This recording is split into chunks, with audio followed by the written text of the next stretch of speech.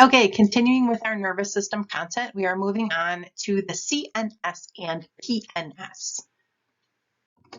All right, so remember those types of neurons? We had motor neurons, which were afferent. We had sensory neurons, which were afferent. Remember, motor neurons were the afferent. Sensory neurons were the afferent, like affect, you sense it. Motor neuron efferent, the effect. And then we have those interneurons. So you can see the shape of all neurons is not the same. Sensory neurons usually having this shape, interneurons often having this more condensed shape, motor neurons having that typical, you've seen it before, kind of neuron. All right, so again, what is the pathway? So we have receptors in the skin going on an afferent, a sensory neuron, right, into the spinal cord. Then we have an interneuron, and we'd also have a signal going up to the brain, remember? And then we have an afferent neuron coming out, a motor neuron, causing an effect at a muscle or a gland. All right, so let's talk about the nervous system, how it's broken up. So we have the central nervous system, the CNS. Remember, the central nervous system is composed of the brain and the spinal cord. So how is the CNS protected? Actually, pretty extensively, so let's talk about it. First, with bone. So we have the cranium that protects the brain, and then we have the vertebrae that protect the spinal cord. All right, with something called meninges. Okay, so what are meninges? Well, there are 3 layers, and they protect, give another layer of protection for the brain and spinal cord. So you can see they're found on the brain, but also on the spinal cord. So they continue starting on the brain and then continue down the spinal cord. So we have the dura mater, which is tough. It's the outer layer. It's actually a double layer. That's the tough coating. All right, so you can see, where is it? Here is your skull right here. And then we have the dura mater right underneath. Then we have arachnoid in the middle. Sounds like arachnid, web-like spider, big brain, right? So that is underneath the dura mater. And you could see below the arachnoid mater, there's a space. And we're going to talk about what happens in that space. So you can see the dura mater, then we have the arachnoid mater, and then we have this subarachnoid space. So it is underneath that arachnoid layer. So we're going to talk about what's in there in a moment. And then we have the pia mater. That's inner, that's delicate. And so literally you can see we have folds in our brain. You can see the dura mater literally goes into every crease, into every fold. It's like clinging to the brain surface.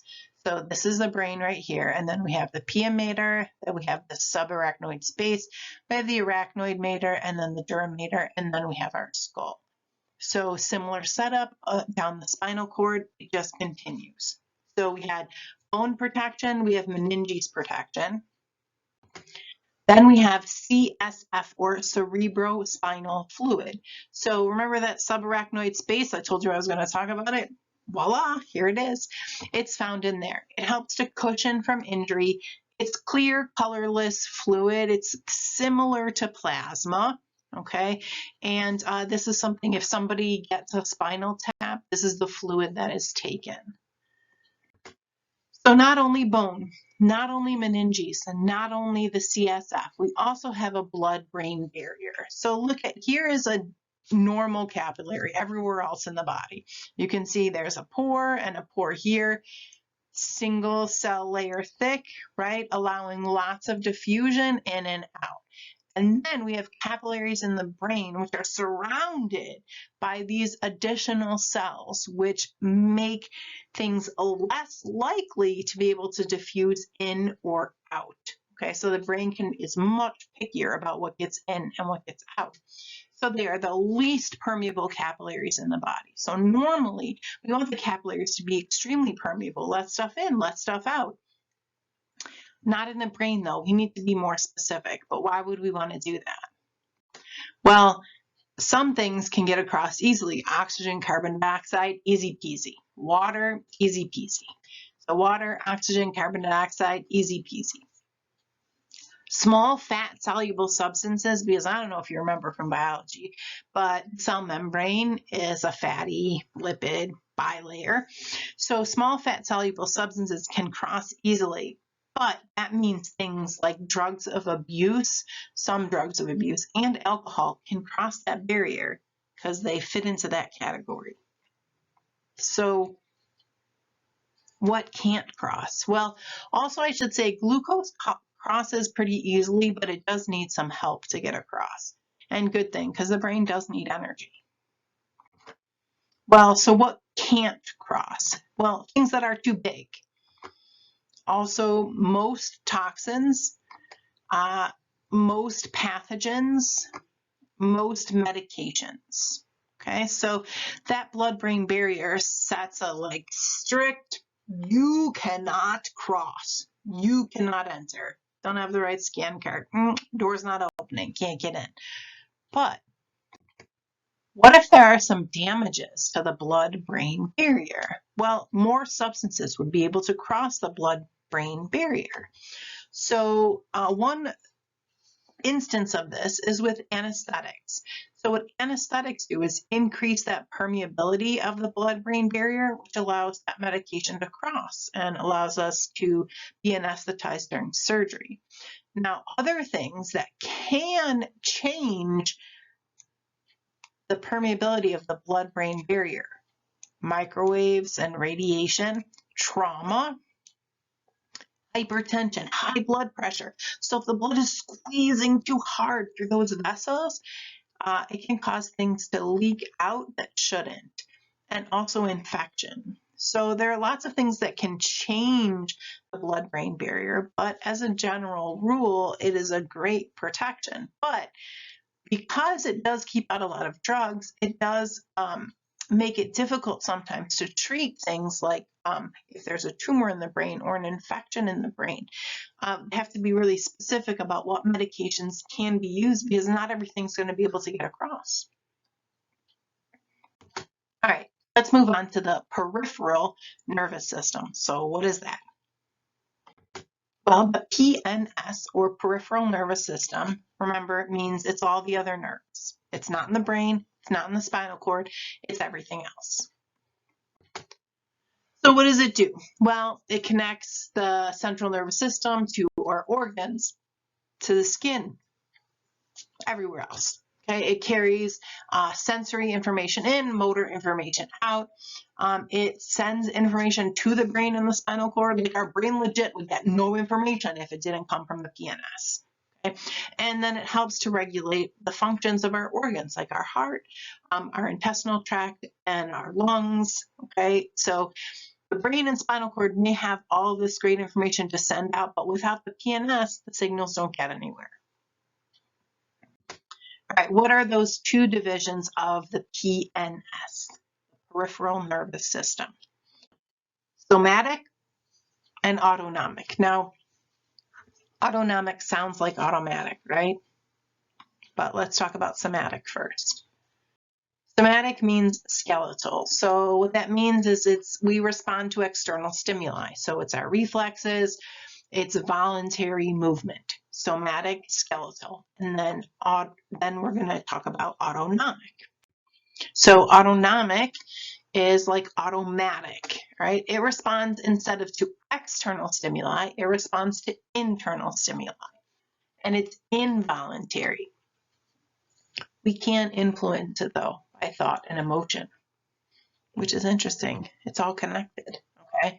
But sensory, skeletal, somatic, okay, that's external stimuli. Autonomic is our internal stimuli. And then what are the divisions of the autonomic? So we can further divide the autonomic. So we have the nervous system into CNS and PNS. PNS into somatic and autonomic. And now we're going to subdivide autonomic. And we have sympathetic and parasympathetic. And we have talked about these a little bit, but not in great detail. So let's look at it. So Sympathetic, that's fight or flight. Okay, it releases adrenaline or epinephrine. It's a rapid response to stress or danger, and it's involuntary. So what are some of the things that happen? Our pupils dilate, our heart rate increases, our airways relax, so our respiration rate increases. But everything that's happening with digestion is like, slow down, okay? It's like, we need to respond to this danger. We do not have time to digest your food. So things like salivation decrease, so you have some dry mouth. Your digestion process slows down, okay? Then we have the parasympathetic. So that's rest and digest. So it releases acetylcholine, helps to calm, brings relaxation back. It calms our body to conserve energy. So our pupils are constricted, stimulates the release of saliva, allows the digestion process to continue, slows our heart rate, slows our respiration rate, and constricts those airways. All right, so here it is as an overview, the difference between sympathetic and parasympathetic. Sympathetic, fight or flight. Parasympathetic, rest and digest. Okay. What about chronic stress? So what about when our parasympathetic nervous system isn't able to calm it down? So we're under a lot of stress, so that heart rate is increased for long periods of time.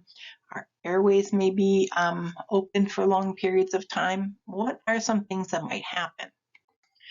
Let's look at the potential effects of chronic stress. So an overactive sympathetic, so our body continues to respond like we're consistently under stress. So let's just focus on a couple of body systems and what might happen with extended stress. So in our musculoskeletal system, so looking at muscular and skeletal combined.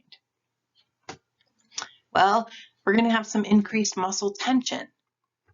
So we could get things like tension headaches or migraines or muscle pain.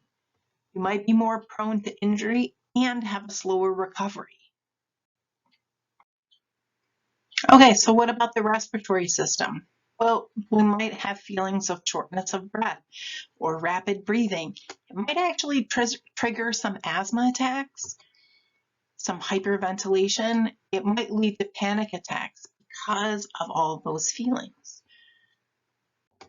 And what about the cardiovascular system? Well, we have an increased heart rate and stronger heart contractions, and some vasodilation. So we're at risk for high blood pressure. We're at risk for stroke. We're at risk for heart attack. Okay, so prolonged stress, and that's only covering 3 of the body systems, can have a profound effect on our body and our overall health. And there is the CNS, central nervous system, and PNS, peripheral nervous system. I hope you learned something new today.